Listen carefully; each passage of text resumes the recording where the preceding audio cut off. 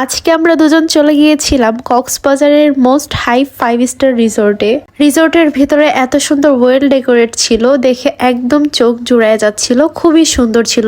কক্সবাজারে এসে তাও আবার 5 স্টার হোটেলে কেন গেলাম এন্ড সেখানে গিয়ে কি কি করলাম, কি কি খেলাম, সে সবকিছু নিয়ে থাকতেছে আজকের ব্লগে। হ্যালো, আসসালামু আলাইকুম, সবাই কেমন আছেন? আশা করি সবাই অনেক অনেক বেশি ভালো আছেন। কক্সবাজারের সেকেন্ড দিনে আমরা এখানে ডিনারের জন্য গিয়েছিলাম।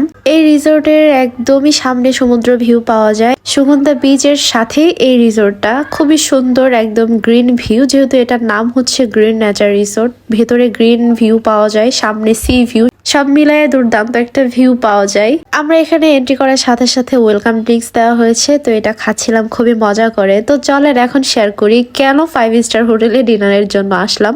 আসলে এখানে আমার হাজবেন্ডের মামা জব করে, দ্যাটস ওয়াই সে আমাদেরকে ইনভাইট করেছিল, যার কারণে আমরা এখানে এসে তার সাথে খুব সুন্দর একটা টাইম কাটাই, ডিনার করি।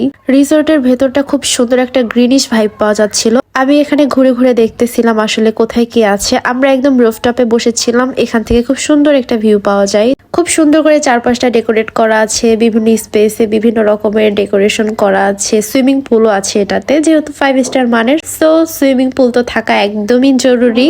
আর এই দিনটাতে আকাশ এত সুন্দর ছিল, একদম ভেতর থেকে আমরা চাঁদ দেখতে পাচ্ছিলাম, খুবই সুন্দর ছিল। এদিকে দেখতে দেখতে আমাদের ডিনারও রেডি হয়ে গিয়েছে।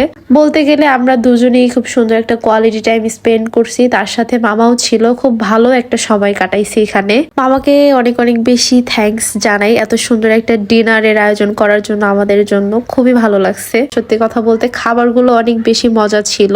সামুদ্রিক ফিশ ফ্রাই ছিল, আরো অনেক অনেক খাবার ছিল এখানে, খেতে খুবই ভালো লাগছে। আমাদের বিয়ের পরে মামাকে আমি সেভাবে কখনো দেখি নাই, এবারই ফার্স্ট টাইম এত কাছে থেকে দেখা। মামার ব্যবহার আচরণ অনেক বেশি ভালো লাগছে। এদিকে মামা তো এখান থেকে বের হওয়ার সাথে সাথে আমাদেরকে বলতেছে তার বাসায়ও নাকি যেতে হবে। নেক্সট আরো অনেক মামার সাথে ঘোরাঘুরি হবে, সেগুলোর ভিডিও আস্তে আস্তে আমি আপলোড করে দিব।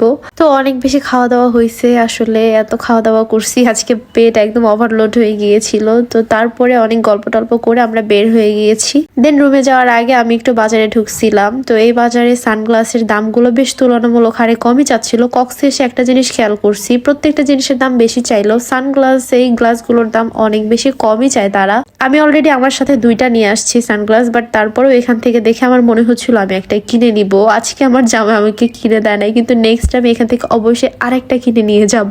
সিলেক্ট করে রেখে আসছি। তো আমার ফেসের সাথে আসলে কোনটা যাচ্ছিল আমি বুঝতে পারতেছিলাম না, আপনারা কমেন্টে জানেন তো কোনটা ভালো লাগতেছিল। আর হ্যাঁ, যারা আমার পেজে নতুন ভিডিও দেখেন বা নতুন আছেন, তারা অবশ্যই আমার পেজে একটা করে ফলো দিয়ে দিবেন। আজকের মতো এখানেই বিদায় নিচ্ছি, দেখা যাবে নেক্সট কোন একটা ভিডিওতে। সবাই ভালো থাকবেন, সুস্থ থাকবেন, আল্লাহ হাফেজ।